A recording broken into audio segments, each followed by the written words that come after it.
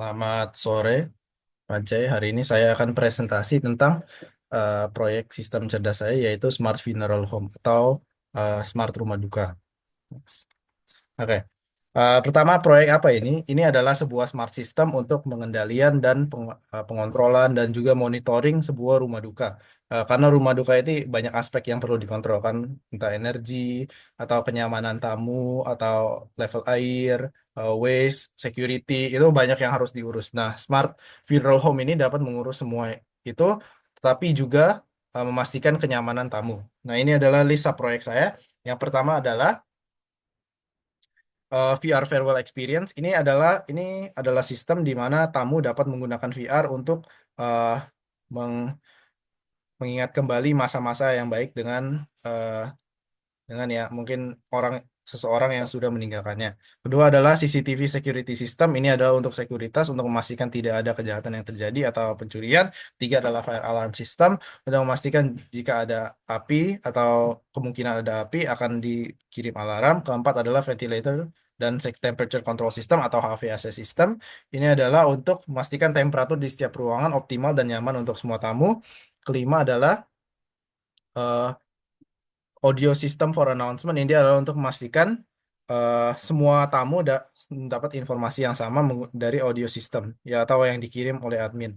Enam adalah air quality monitoring system untuk memastikan kualitas udara baik di setiap ruangan. Energy management system untuk tracking dan monitoring energi serta memberikan suggestion untuk cara eh, cara menghemat energi.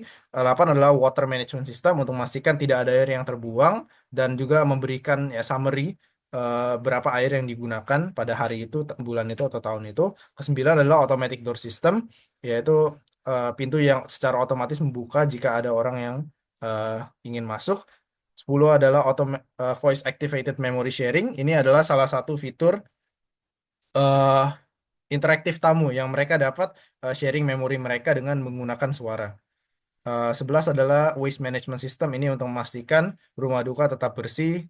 12 adalah digital information system, ini untuk memastikan pengelolaan informasi di dalam rumah duka berjalan dengan baik. 13 adalah parking monitoring system, ini dapat memberitahu jika ada parking slot yang kosong atau jika ada parking slot di situ atau tidak. 14 adalah emergency call system, ini untuk memastikan di setiap ruangan ada sebuah tombol atau sistem yang dapat dipanggil oleh tamu-tamu jika ada sesuatu yang terjadi. 15 adalah virtual memory book.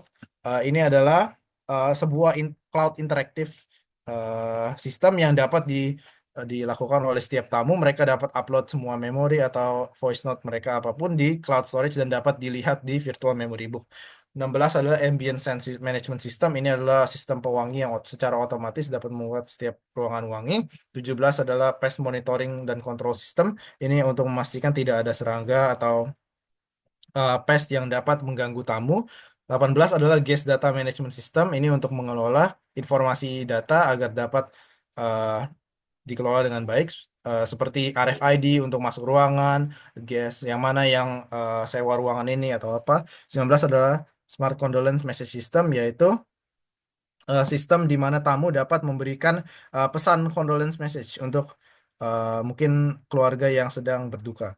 Dan terakhir adalah Background Music Management System, ya ini untuk mengontrol secara otomatis musik yang bermain di background. Nah, sekarang saya akan menjelaskan semua subproyek AI yang saya buat. Untuk subproyek AI, saya menggunakan 4. Yang pertama adalah Virtual Reality Farewell Experience. Ini saya mengubah menjadi AI karena dapat lebih efisien dan lebih baik dengan membuat scene-nya lebih personal untuk tamu-tamu. Hmm, ya, eh, ini sangat untung karena tamu-tamu dapat eh, sebuah farewell experience yang lebih personal dan mereka lebih dapat relate dengan. eh, Saya ada 3 subproyek. Yang pertama adalah untuk recognize emotion dan personalization. Target kolomnya, oh nanti deh. Eh, Target kolomnya adalah emotional response level. Kedua adalah content curation based on memory impact. Target kolomnya adalah memory impact score. Dan ketiga adalah automatic background sound adjustment. Target kolomnya adalah background sound. Ini adalah dataset saya. Ya, ada user ID, scene ID, user relationship, scene location, emotion score, engagement duration, feedback score, scene type, background noise, optimal sound effect, memory impact score, dan background sound match. Saya menggunakan semua data ini karena mereka berhubungan dengan membuat VR lebih personal. Misalnya ada user relationship, apa relationship tamunya dengan orang yang sedang menduka. Dan dengan informasi ini kita dapat menentukan scene location yang paling bagus apa, emotion score, engagement duration yang lebih baik apa. Ini adalah feedback score em, yang diberikan mereka. Scene type adalah scene yang paling tepat atau pemilihan mereka yang paling tepat. Em, Emotion score ada melalui kamera kita dapat melihat seberapa impactful VR ini kepada terhadap mereka. Next. Oke, selanjutnya saya akan menjelaskan data orange data miningnya. Ini adalah orange data mining saya untuk VR Farewell Experience. Awalnya ada dataset, kita akan memilih kolomnya menggunakan data sampler dan menggunakan SVM untuk emotional emotional score. Ya ini yang numerical, memory impact score akan menggunakan neural network dan optimal sound effect akan menggunakan ADABUS yang bersifat kategorikal. Semua ini akan bekerja sama untuk memberikan emotional score, memory impact score, dan optimal sound effect yang terbaik berdasarkan data-data yang ada. Berikutnya, berikutnya saya akan menjelaskan sistem kedua saya, yaitu,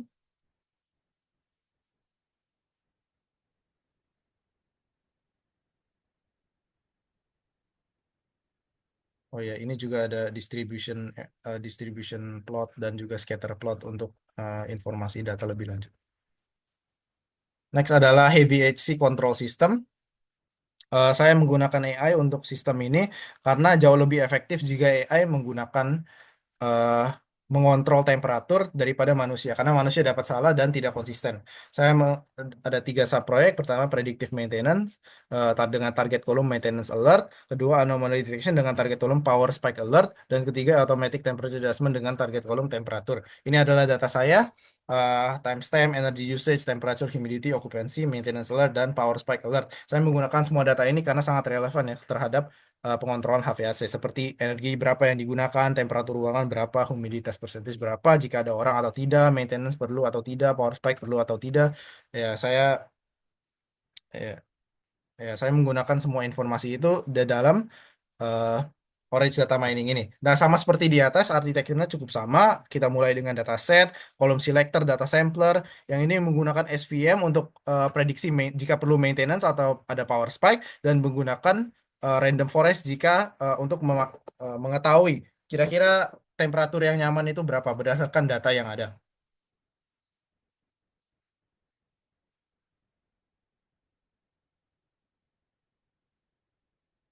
Sekarang saya akan lanjut ke sistem saya selanjutnya. Selanjutnya saya membuat ambient scent management system dengan AI. Saya membuat ini karena sama seperti HVAC, jauh lebih efisien dan efektif jika AI mengurus ini daripada manusia biasa karena manusia bisa salah dan bisa tidak konsisten. Dan AI jauh lebih tahu scene-nya kira-kira apa dan berdasarkan data pemilihannya. Saya menggunakan ada tiga subproyek. Yang pertama adaptive scent dispersal based on occupancy. Target kolomnya adalah occupancy level. Kedua emotion based scent adjustment. Target kolom emotion state. Dan ketiga adalah predictive maintenance dan refill. Dan target kolomnya adalah maintenance alert. Ini adalah data saya. Oke. Ada room ID, diffuser ID, send type, schedule dispersal amount, schedule time, occupancy level, activity intensity, emotional state, temperature, humidity, air quality, current volume, maintenance alert, dan timestamp. Saya menggunakan semua data ini karena memberikan informasi yang penting. Misalnya adalah send type apa, eh, schedule time-nya kira-kira berapa, selanjutnya akan didisperse, dan berapa amount-nya akan didisperse. Occupancy level adalah seberapa ramai ruangan itu pada saat ini. Activity level, activity intensity level juga kira-kira aktivitas apa yang sedang terjadi dan kira-kira mereka sedang senang atau sedih. Ini adalah emotional state. Nah, dengan menggunakan semua informasi ini, saya dapat memprediksi semua target kolom yang sudah ditetapkan dalam Orange Data Mining ini. Misalnya, ini adalah mengikuti arsitektur sebelumnya via dataset dulu, terus kolom selector dan data sampler. Saya dapat menggunakan SVM untuk mempredik occupancy level kira-kira berapa ada berapa orang di tempat ini, dan emotional state kira-kira ini sedang senang atau sedang sedih atau apa, dengan menggunakan SVM. Dan untuk maintenance saya menggunakan neural network untuk memastikan jika eh, perlu refill atau tidak. Untuk sistem terakhir saya yaitu adalah background music, automatic background music. Saya menggunakan ini karena kadang kalau jika manusia memilih background music itu kurang tepat atau tidak sama dengan apa yang dibutuhkan karena mereka dapat salah. Tapi AI menggunakan data untuk melihat oh kira-kira event ini apa yang sedang terjadi dan memilih musik yang cocok untuk event itu. eh Subproyek saya adalah emotional based track duration. Target kolomnya adalah track duration dalam satuan detik. Noise level awareness volume adjustment dengan target kolom volume level, dan predictive ambience transition dengan target kolom music category. Ini adalah dataset saya. Fitur-fitur dalam dataset ini adalah time of day, event type, emotional score, noise level, crowd size, music category, engagement level, volume level, music selection, dan track selection, track duration. Saya kira dataset ini sangat eh, bagus ya untuk dipakai karena memberikan informasi yang sangat penting seperti time of day. Eh, Hari apa itu? Sedang night, evening, afternoon, atau morning, dan event type sedang ada tribute, gathering, atau ceremony, mungkin sedang ada event yang sedih atau yang senang. Ini data yang sangat penting untuk memastikan pemilihan musik yang benar. Dan crowd size ada berapa, level berapa, emotional kira-kira guestnya emotionnya sedang apa, dan engagement level apakah mereka sedang bersantai-santai mengobrol atau mereka sedang serius dan memikirkan hal yang lain dan tidak terlalu mikirin musiknya. Jadi ini sangat penting. Kadang musik itu perlu hanya menjadi background, tapi kadang musik itu ingin dinikmati oleh tamu-tamu. Ya, tentunya mereka dapat kontrol volume level dan music selection match juga. Nah, dengan menggunakan semua data ini, eh, saya saya dapat menggunakan di Orange Data Mining ini. Nah, ini dibagi untuk kedua bagian. Yang pertama adalah menggunakan architecture biasa, ada datasetnya, terus ada column selector, volume level, dan music kategori.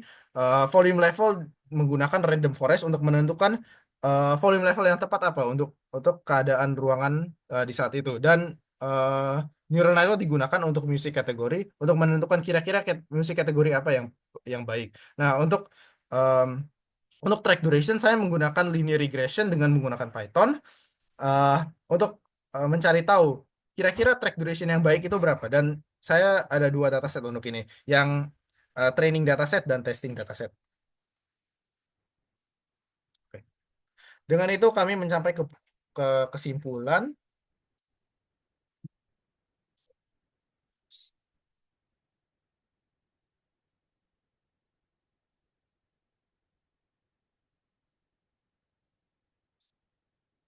Oke, kesimpulan. Nah, eh mengapa proyek ini harus ada? Padahal rumah duka itu eh, dilihat orang ya ya udah rumah duka aja. Sebenarnya rumah duka ini adalah hal yang sangat penting karena orang-orang akan mengingat ini seumur hidup mereka. Eh, kita harus memastikan tempat ini sangat respectful dan sangat nyaman untuk mereka. Dan typically ini tempat yang di mana keluarga bergabung-gabung, tempat di mana mungkin saudara lama atau teman-teman yang jarang melihat gabung untuk berduka bersama dan bertemu. Nah, kita harus memastikan environment di mana mereka bertemu ini ada nyaman dan aman dan baik untuk mereka. Dan menggunakan AI ini dapat enhance feeling itu dengan menggunakan data di mana kita bisa tahu apa yang membuat mereka nyaman, bagaimana membuat mereka lebih aman dan eh, dan membuat sebuah memori yang dapat diingat sepanjang hidup mereka. Nah, ini kenapa proyek ini perlu ada. Terima kasih.